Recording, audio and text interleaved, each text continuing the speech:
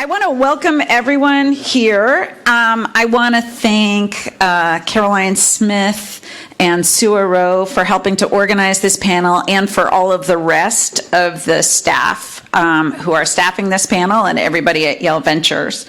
My name is Judy Chevalier. I am a faculty member here at the Yale School of Management. I teach economics. I'm the faculty director on the program on social enterprise, innovation, and impact. And I am really excited to be here today, and really excited to see such a full room at this event. This is the first year we've had the civic track, so I'm not sure we knew how many people would turn out. So this is great. But whenever I attend a convening of business leaders, one of the things I hear over and over again is concerns about workforce and workforce development. People are concerned, first, about challenges they're facing filling certain positions, and concerns about whether people are being trained for the workforce needs of today, much less the challenging workforce needs of tomorrow. So I am very pleased that we have 4 panelists here representing 4 different organizations who are all doing really innovative and interesting work trying to address workforce challenges. So I'm going to ask them some questions, get them to tell us a little bit about what their particular organizations are doing. I promise I'm going to have QR codes so you can track them down and learn more about their organizations after the fact. And we'll try to save a little bit of time for your questions. Okay? All right. So I'm going to start by asking you each to just briefly at first, and then I'll come back to each of you, introduce your organizations and tell us, a recent initiative that you're working on. And then we'll dive deeper after we get that little introduction going. So can I start with you, Audrey? Sure. Hi, everyone. I'm Audrey Mikahale. I'm the Senior Vice President of Private Sector and Member Experience at Opportunity at Work. Opportunity at Work is a national workforce nonprofit working for and alongside a population of workers called STARS. They are skilled through alternative routes rather than a bachelor's degree. There are 70 million STARS in the U.S. labor market out of a workforce of 140 million workers. So we're talking about fully half of the workforce that we serve. One recent initiative that I think is pretty cool, and we were just super fortunate, it was like bucket list dream type stuff, is that we got a chance to partner with the Ad Council to do a national ad campaign called Tear the Paper Ceiling. If you've seen billboards, if you've seen commercials, and the point of that national ad campaign is really just to get folks to think differently about who is talent, who is labor. Great, thank you. Kelly, can you tell us a little bit about your work for the state? Absolutely. It's a pleasure to be here with you all today. So I oversee the Office of Workforce Strategy. We are an executive branch agency, and we're charged with building the workforce of today and the workforce of tomorrow.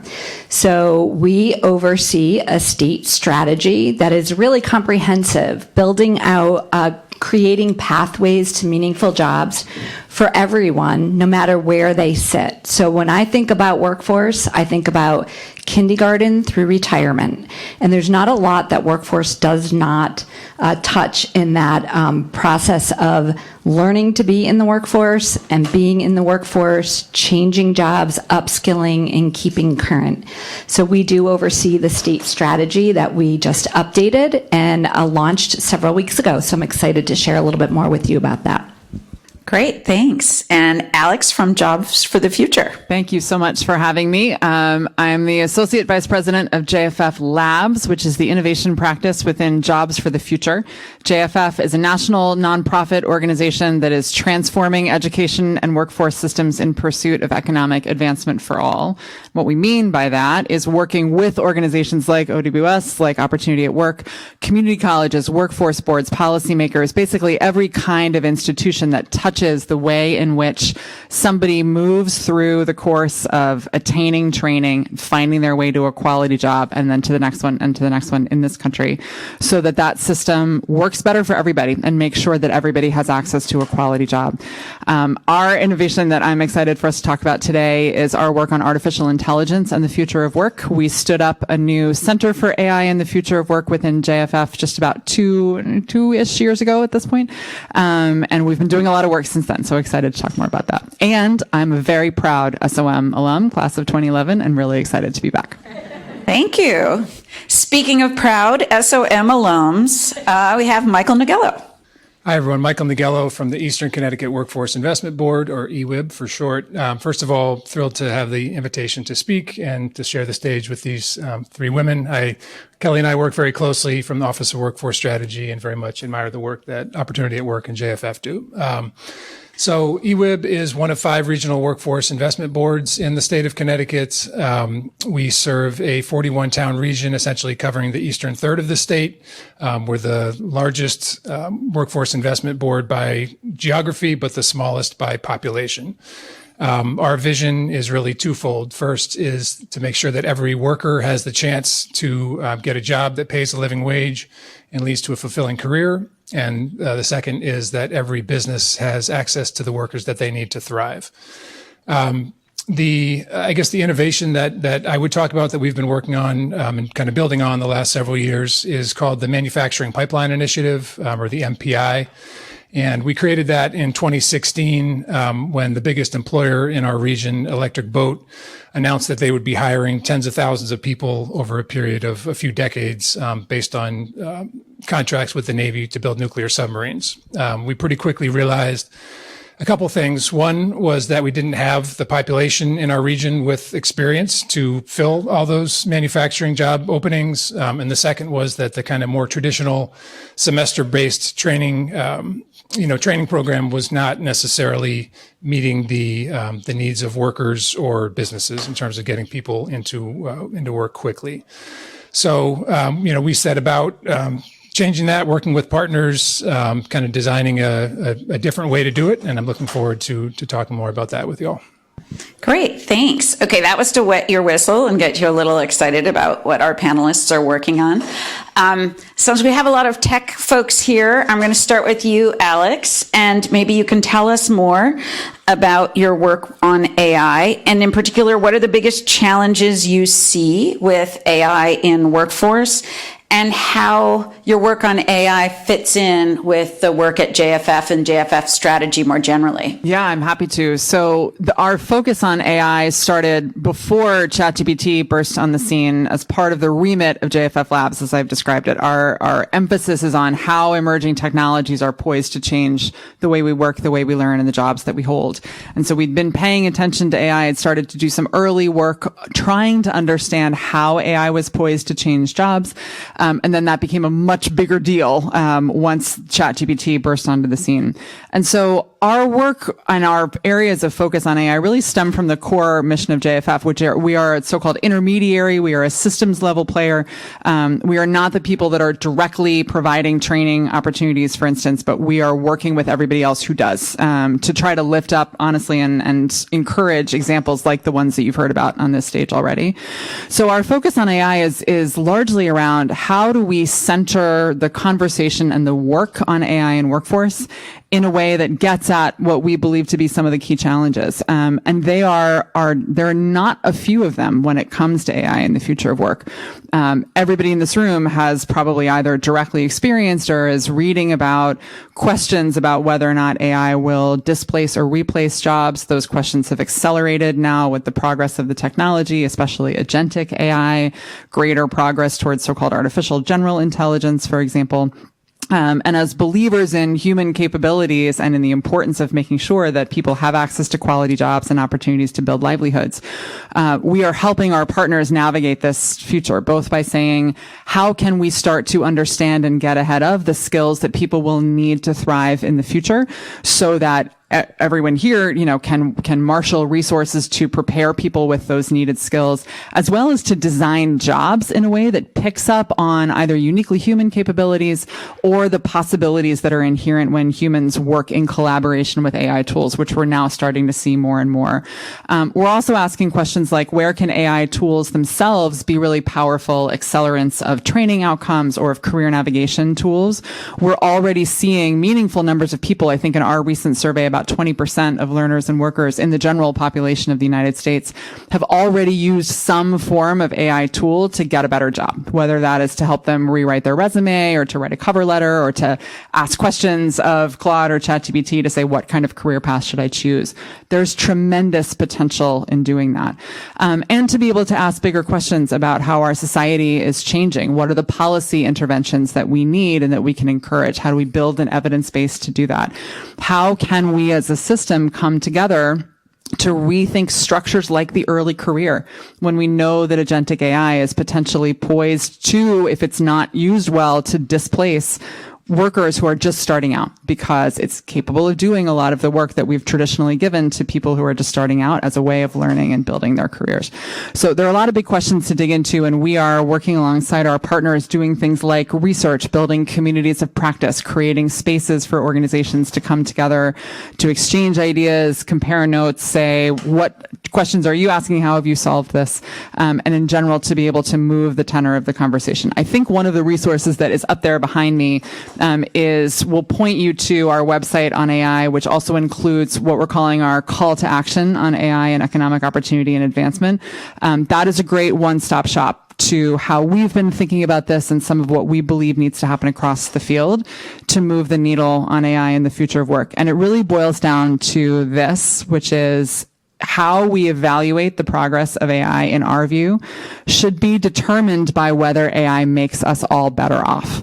That question, that is not just the number of jobs that are created or displaced or how many parameters are in a model, for instance. Those are some ways to evaluate AI.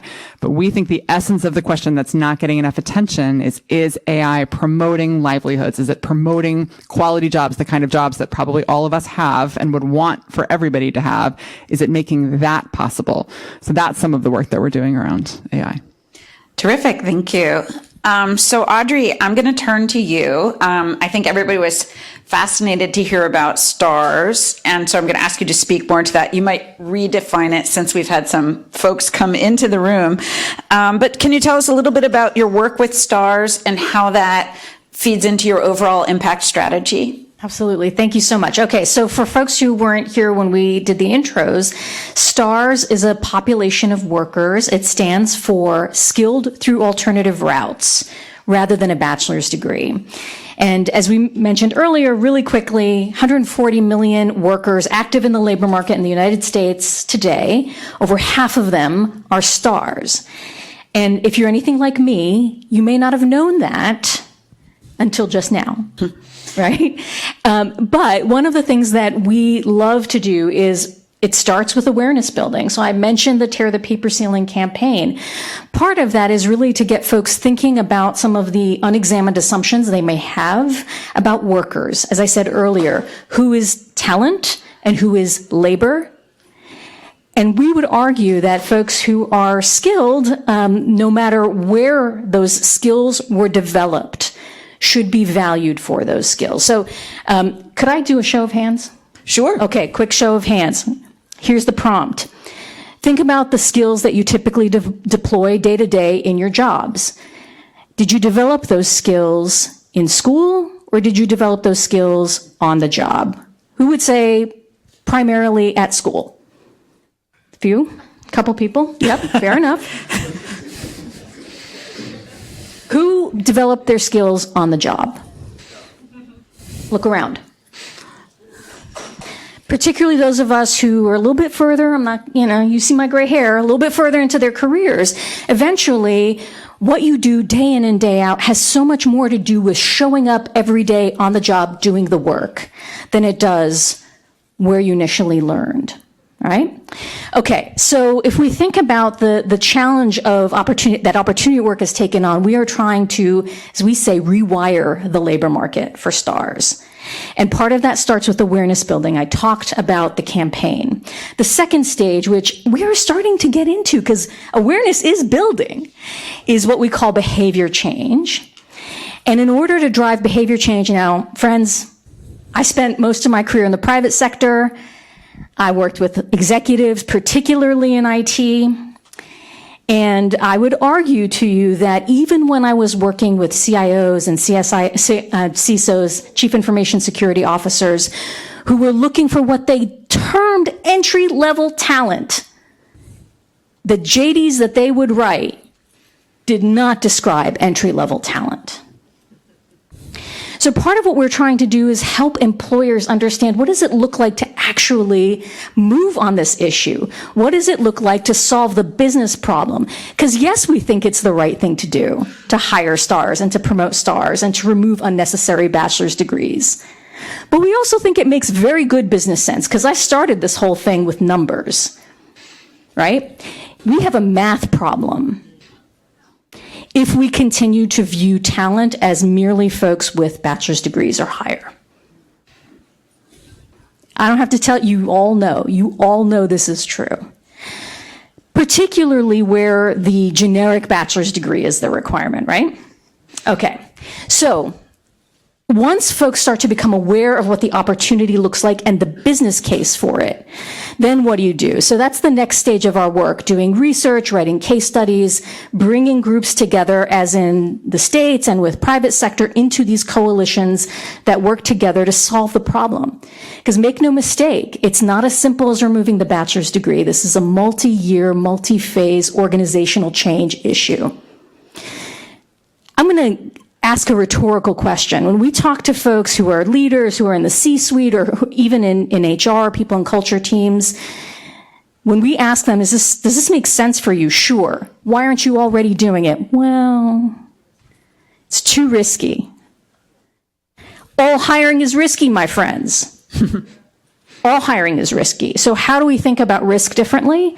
And how do we think about what the organizational changes need to look like, whether they're systems changes, process changes, or mindset changes? Look at your hiring managers. They just have a job to do. I don't say this without empathy. They have a job to do. And many of them are not really hiring that many people every year. It's a small part of their job. So how do we de-risk it for them? The third part of the theory of change for opportunity at work is changed outcomes. And here's a little bit, I will wrap up, but just a teaser on how we're thinking about the next phase of our work. We created what we call the State of Paper Ceiling Dashboard. And that's because we want to be held accountable for the impact that we're having on the workforce. We want to see how close we are to rewiring. And we want to invite people to participate and see themselves in our dashboard as well. So the intention here is to start to look at things like, what is the proportion of postings that have a degree requirement? We don't expect that to go to zero. But stars are already in 94% of occupations. It's higher than you might think. And then how do we start to see folks gain mobility, gain economic stability, gain security, and be recognized for the stars that they have, for the skills that they have? Often folks will tell us, yes, the bachelor's degree requirement was removed, got a job in, couldn't move anywhere after that. So a lot more to share about that, about the state of the paper ceiling, which is something that we think a lot about, like where are we in terms of progress and impact? But I'll probably just pause there. Thank you. Okay, so I'm going to turn to Kelly. And Kelly, you're the lead state official in workforce strategy in Connecticut. And I want to hear about how you're staying on top of and meeting the workforce needs, and also maybe for the strategies that you're implementing, how are you bringing key stakeholders along?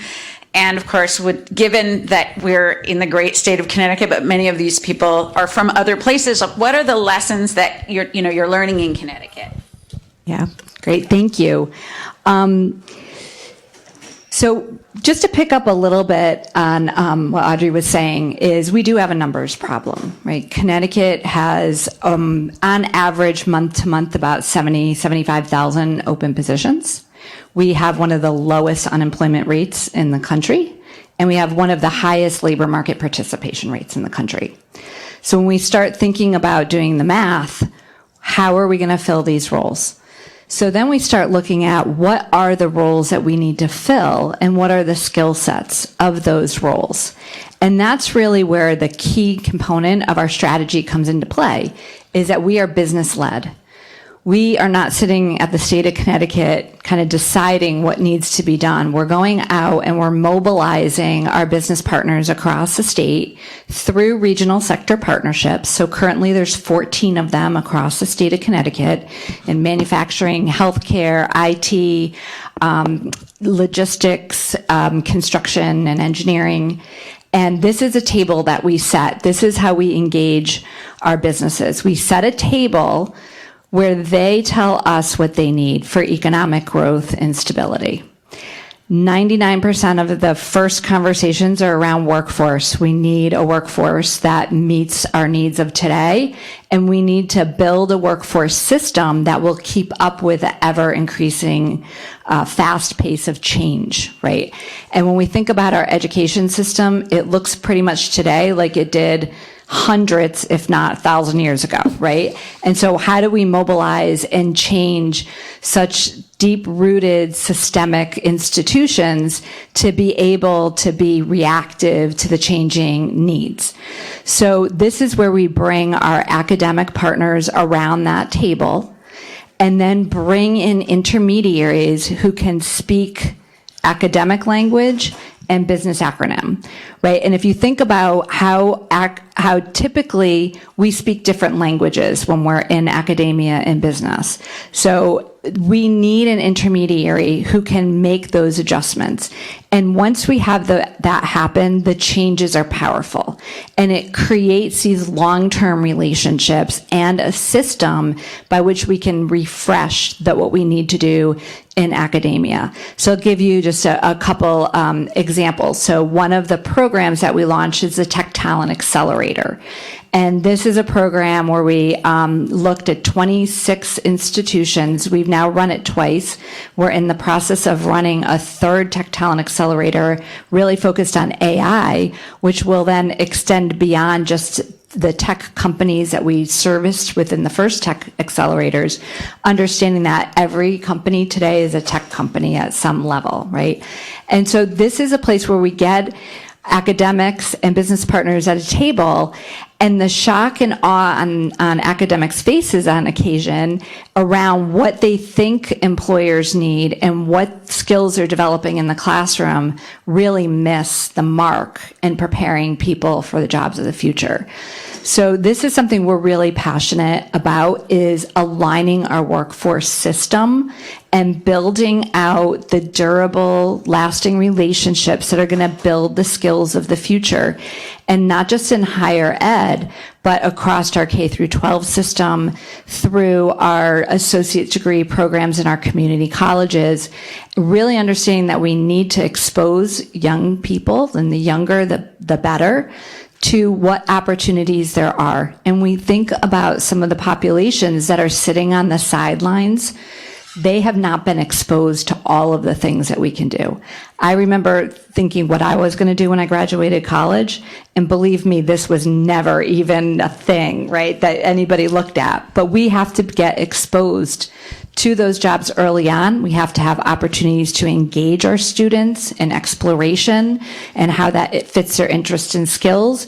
And then we have to give them accelerated pathways to earn the industry recognized credentials that they need. And there's two types of credentials, and this is a part about my work I'm so passionate about, is those durable foundational learning skills are more important than the technical skills that we teach to our students. We need to teach our students how to learn, and we need to make that skill explicit. We send students to school and we expect they learn, but there is a process to learn. There's a way to learn. There's a way to engage your metacognitive knowledge, your self-regulation, and to be able to help students articulate that they've learned critical thinking skills and problem-solving skills and situational awareness and emotional intelligence in their liberal arts courses that they're taking, and then how that does apply to the technical skills that they're going to need. And so that's a lot of the work that we do is around engaging those partners and building out those systems that are then going to support the on and off ramps for students and job seekers. Because as we know, we've built out this infinity loop, right? Is we start our career at many different levels and many different places, but we need to continually upskill and reskill as we move forward. And just thinking about the use of AI is just, it's making that infinity loop spin faster because we need to keep up with those changing needs. So that's the work that we're doing and how we're engaging all of our players, including our formal workforce system that is our federally funded system of WIOA that puts together the workforce boards and the American Job Centers. And I get the privilege to work with all of these folks on our panel today in this work because it doesn't happen in isolation. It's happening robustly in places all over the state of Connecticut and all over the country. And how do we systematize that and make it an evergreen process that we're learning and growing together to build out the talent pipelines that we need for today and tomorrow? Great. Thank you. So, Michael, I want to turn to you, and I want to hear, please, about, why the local piece is important in addition to this state-level strategy, and what are the particular challenges that you are working on in your board? Yeah. So I guess kind of picking up where I left off in my introduction and then building definitely on things that everybody else has said. So again, in 2016, we kind of found ourselves in, lightly populated Eastern Connecticut with an employer saying we need to hire thousands of people every year for the foreseeable future. We knew we didn't have the workforce that was ready to step into those jobs. We knew that, employers weren't going to wait for people to complete 1 year, 2 year, 4 year degree programs to get the talent that they needed. So we had already started pulling together employers and our education and training partners in our region to have hard conversations. And Kelly was actually one of the manufacturers involved in those early conversations. My predecessor likes to say we just got in a room and kind of broke glass, right? We just talked about what was not working as well as it could, about the education and training system and how we could kind of co-design a different way of doing things that would work better for job seekers and for employers. So out of that, in 2016, then we really turned that group into really a formal regional sector partnership, right? So centering the employers at the table and then surrounding them with education and training, workforce development, economic development, manufacturing support organizations, different community-based organizations, really focused on a mindset shift where they would be training people for immediate job opportunities rather than just training people and hoping that they would get jobs. To Kelly's earlier point, it was also about getting the different groups to understand each other's language, and it was about building trust. That this could be a better way for everybody. And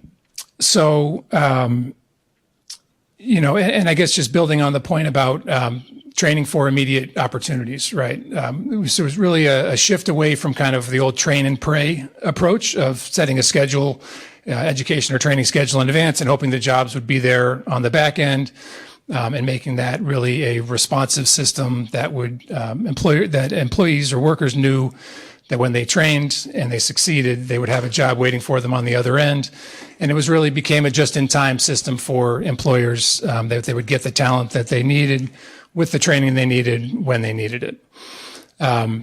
Another kind of key component of it was the support services, right? Wraparound supports. So these programs, the employers and community colleges got together, quickly designed several different trades programs, intensive programs for 5 to 10 weeks, where someone with no experience in manufacturing could qualify for immediate employment, and where the employers would know that they would have that person when they needed them. The wraparound supports was key to that because we were asking people to attend full-time training programs, whether it's 5, 6, 8, 10 weeks.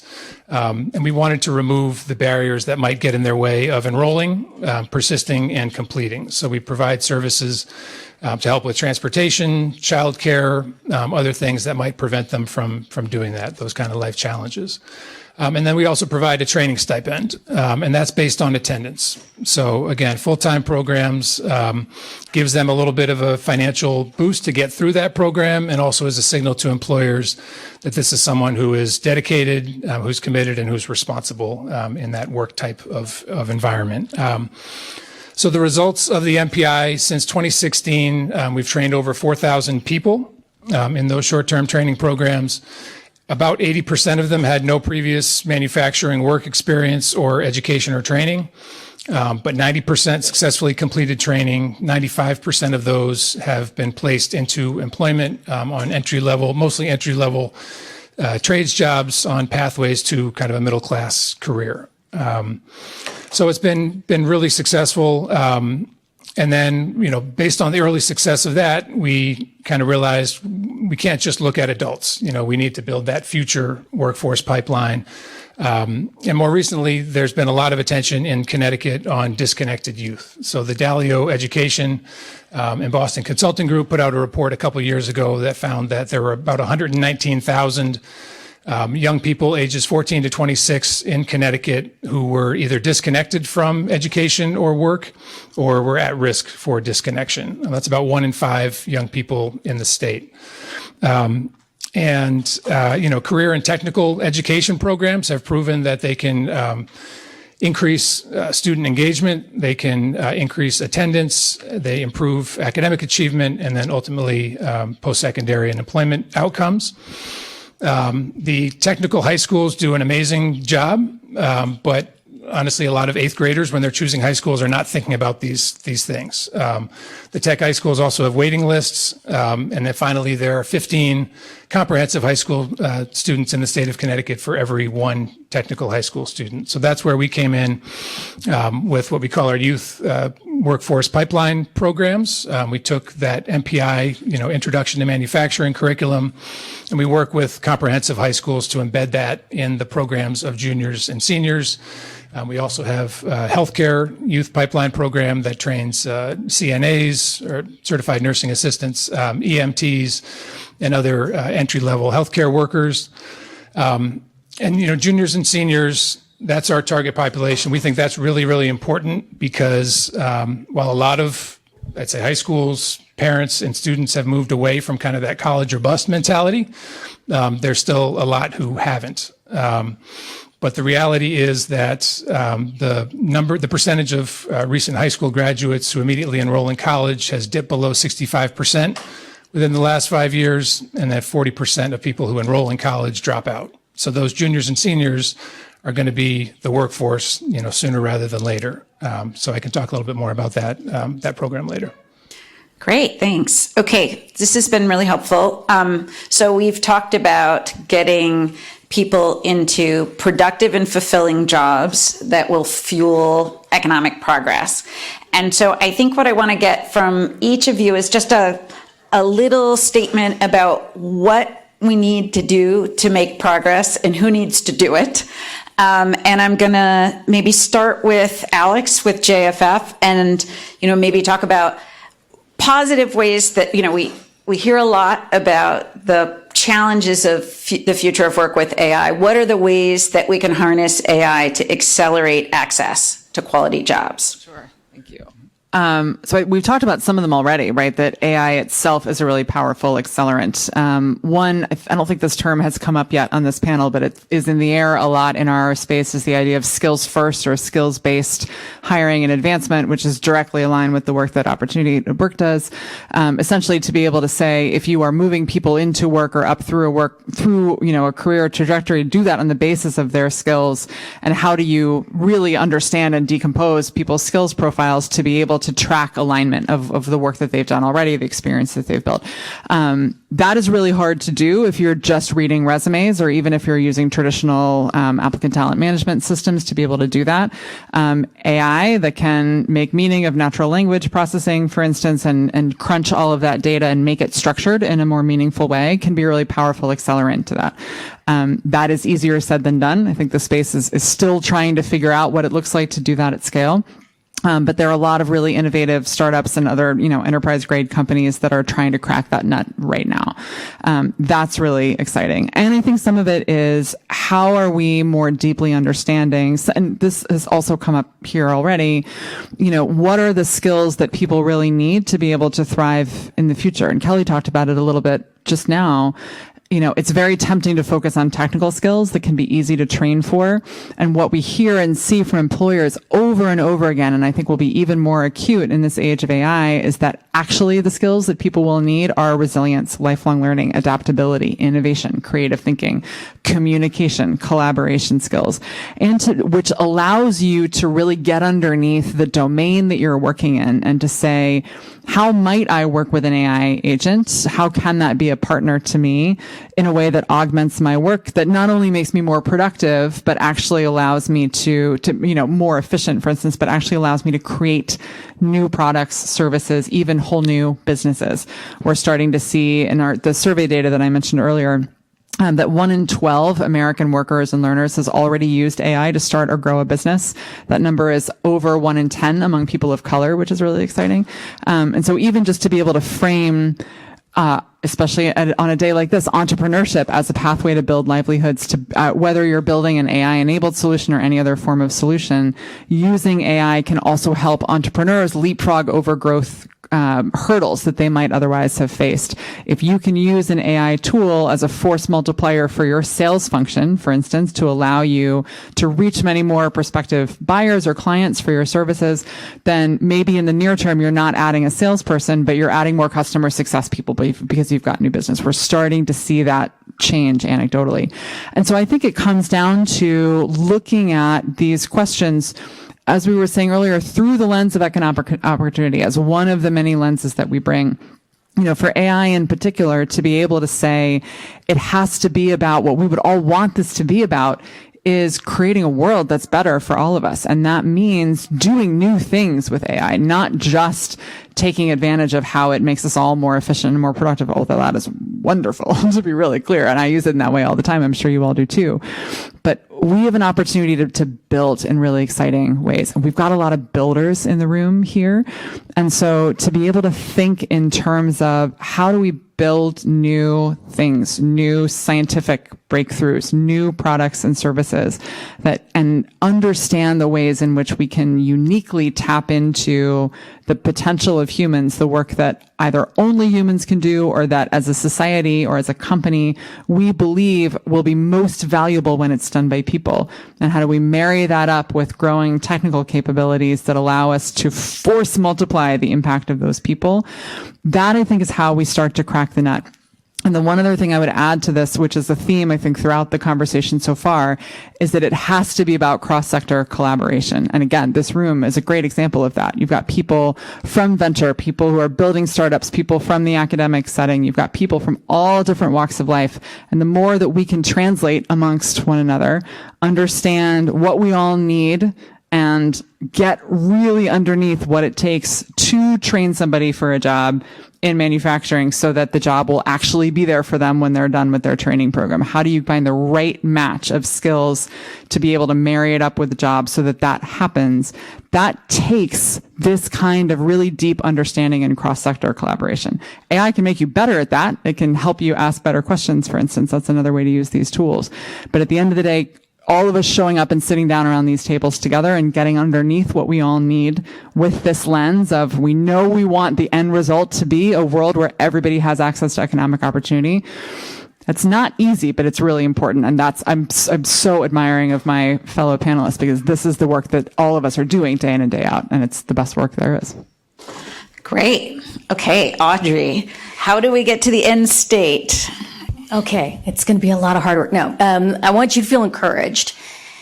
I want to build on something Alex just said, which is the notion of transferable skills. One of the things, we're big data nerds, not me so much, I'm not smart enough, but my colleagues are. And one of the things that we often look at is for new to world jobs.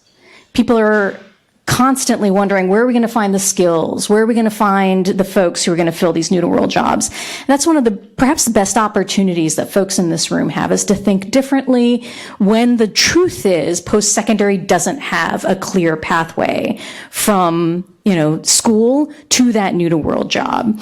And we're constantly finding fascinating things in the data. So we worked with some folks who were in the semiconductor space. There was a lot of investment. Guess where they were finding workers? Any guesses? Technical schools? No, not technical schools. I wish. Chefs and cooks. Why? There you go. Attention to detail, working in really specific, very clean environments.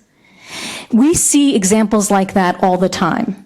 All the time. And we're not making it up. We're not telling you to imagine. We have looked at 140 million worker transitions in the labor market. So the data I'm sharing with you is based on how we've seen workers actually achieve mobility.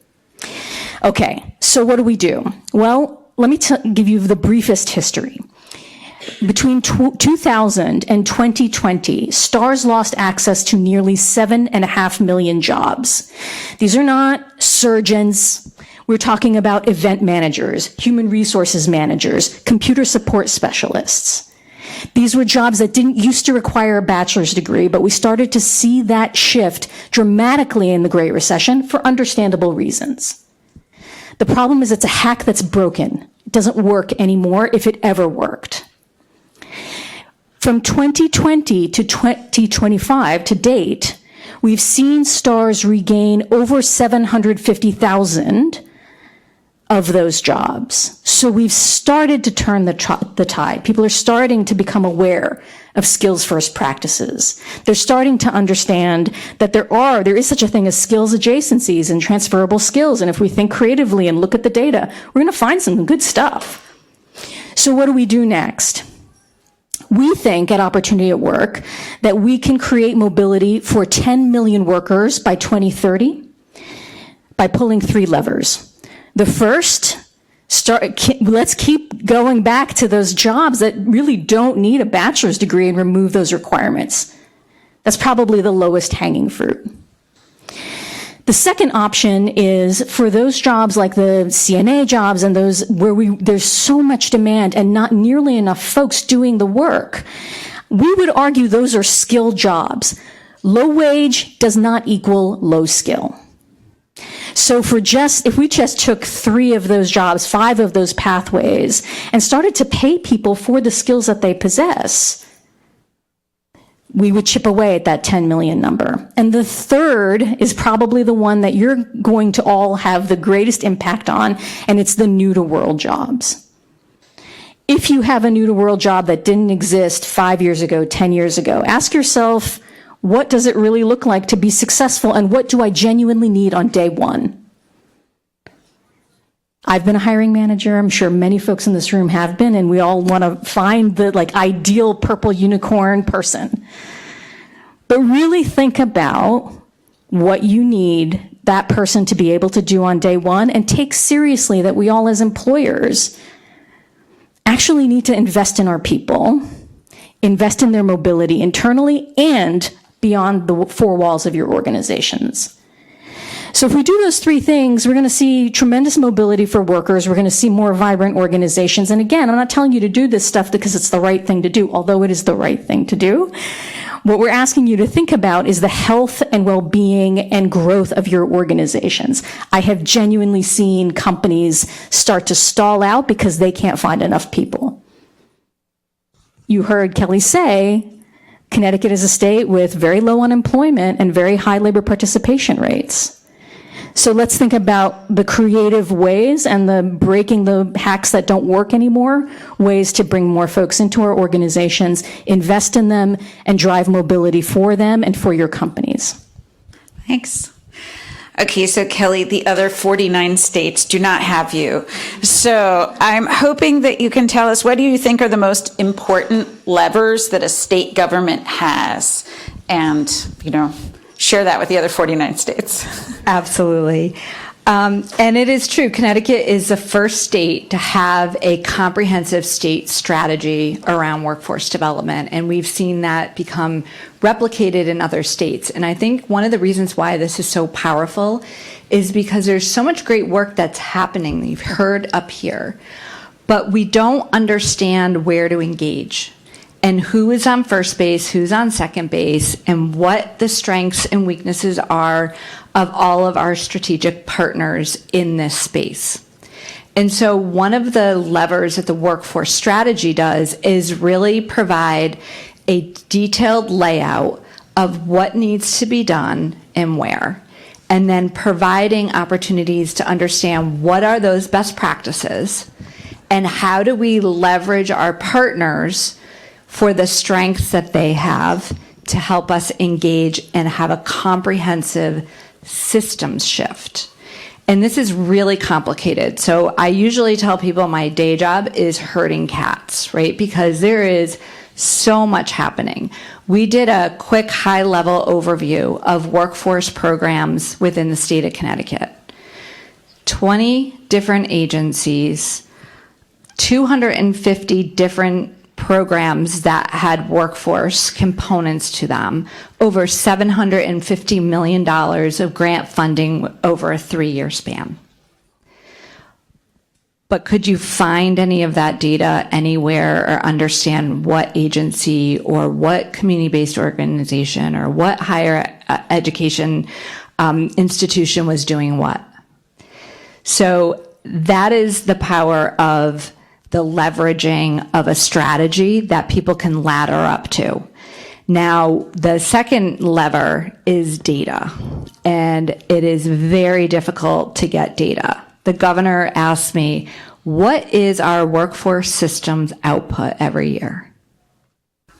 I can't answer that question. 5 years into this job, we can't answer the question because there is no data management system that collects data in a standardized format that we can aggregate together and we can pull out of that data who are our stars, where does the best workforce programs lie, what are the needs of the future. So, and then to help our students and our job seekers on the navigation piece. So that data system is kind of two sides to the coin, right? There's the back end side that we need as policymakers and academic institutions and our meaningful community-based organizations and national partners to understand what is it that we're doing, where are we doing it, and what are the outcomes. On the front side of that, we need a navigation tool so that our students and job seekers know what the future holds for them. What are their interests and how do they marry up those interests to the career ladders and where do they find the best programs, educational, whether they're credit or non-credit, with stackable credentials so that we can bring people from where they are and build them through a career ladder that's supported with the social supports that they need and the academic supports that they need, whether it's credit or non-credit, to get them where they want to go. And so that data management system is just really vital. And then the third piece is sustainable funding. And what we have, and one of the reasons why our workforce system is so complicated, is because funding tends to come down on a programmatic level. So I have the opportunity to apply for a grant, and the grant is going to require X, Y, and Z, and that's what I have to do.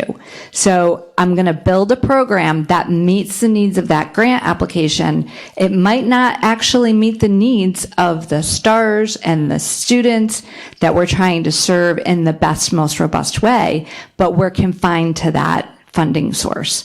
So what we were able to prove with unrestricted funding, $70 million of ARPA funds, to build out what would a best case scenario look like.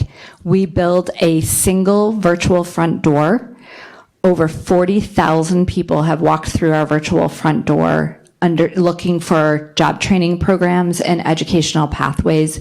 We have an AI component that helps match skills for what people currently have and what they might need if they're missing to go to those other careers that they might be switching to or interested in. And we've created a process by which we expand the best practices of the Manufacturing Pipeline Initiative across industry sectors. And so now that funding is sunsetting, and in the course of 3 years, we've trained over 7,000 people. We still have 13,000 people in the portal who have been fully vetted and are waiting in line for their opportunity. But we don't have the funding source to continue to support them. So in summary, alignment to a single strategy so that we're all coordinating together, data on the back end to understand accountability and decision making for ROI, and on the front end for navigation, and then a sustainable funding source that really has the flexibility to do what we need it to do to meet people where they are, to take them where they want to be. Thank you. So Michael, to you, you talked about a very specific challenge in your part of the state, and maybe you could just kind of fan out from that a little bit and tell us what you think of your work is kind of applicable or transferable to lessons for other locations. Yeah, thank you. And I'll kind of build on a couple of the things that my colleagues have said. One, Audrey talked about transferable skills. And one thing I didn't mention in terms of the success that the Manufacturing Pipeline Initiative has had, taking inexperienced people and quickly qualifying them for employment in manufacturing, is there is an initial screening tool. It's a 20-minute, 15-question online test that they do. It doesn't get at any technical skills. It gets at kind of aptitude and attitude. So attention to detail, spatial reasoning, critical thinking, reading comprehension, just to take people who don't have experience, but probably have potential to succeed in the training and then in the manufacturing workforce. And I think that's been a big component of the success. And then just want to highlight what a couple people have said in terms of those kind of foundational work readiness skills. Absolutely agree that when we talk to employers in our regional sector partnerships, that's what they talk about far more than, how good of a welder someone is or any other technical skills. One of our employer partners always says, we hire for character and train for skill, right? And even, beyond the kind of critical thinking, problem solving, communication, a lot of what workers want in an entry level, or employers want in an entry level worker is someone who will show up every day on time.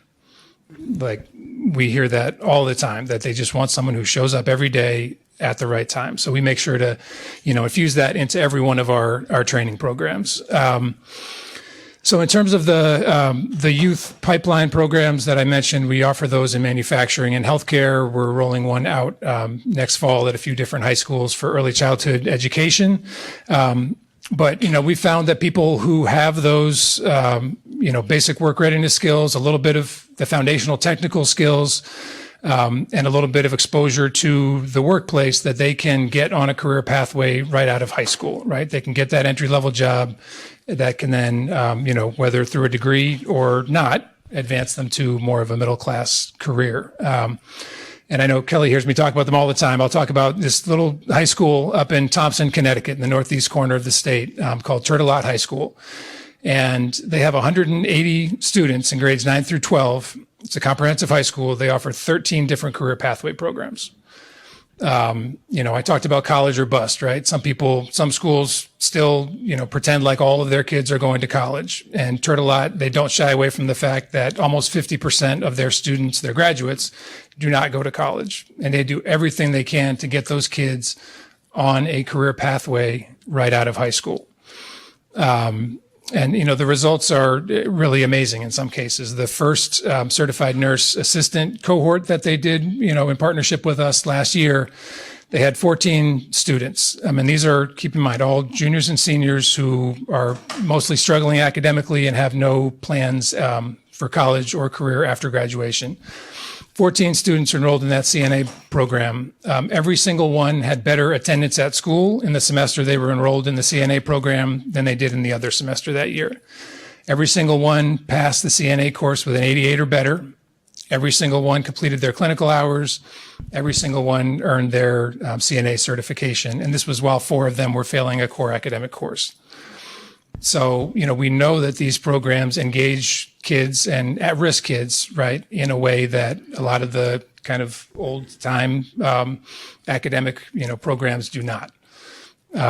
So, we hear career pathways talked about a lot, right? And in workforce development, low wage and entry level, in my opinion, should not be dirty words, right? Dead end should be a dirty word. We want to put people on the first step towards a middle-class career. Okay, guys, so we have 6 minutes left.